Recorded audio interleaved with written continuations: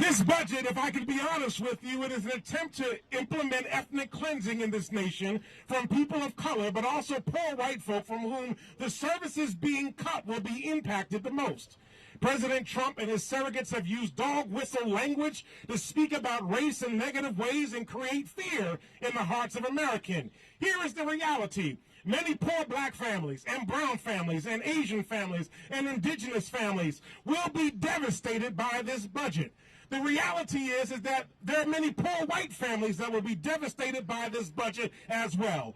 In an attempt to hurt families of color, the president is hurting white folks as well. These cuts will take away jobs in needed industries like healthcare, put people out of work, and increase poverty in this nation. We will see an increase in the early death and suffering as a result of lack of healthcare access through Medicaid. Seniors starving from lack of access to programs like Meals on Wheels. An increase in infant mortality from the lack of proper prenatal care and reproductive care for women.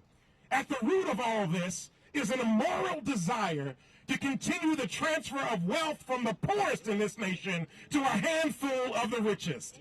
Mr. Trump, this is sin in any form. So we say to Donald Trump, hands off our families, hands off our health care, hands off this budget, hands off this nation, hands off, and make sure that when we go to put a right budget together, that we make sure that it addresses families first, and that we make sure we're building this nation at its most basic foundation. Thank you for letting me share and come with you this day.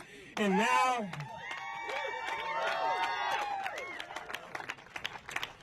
I want to invite Winnie Stackelberg, who's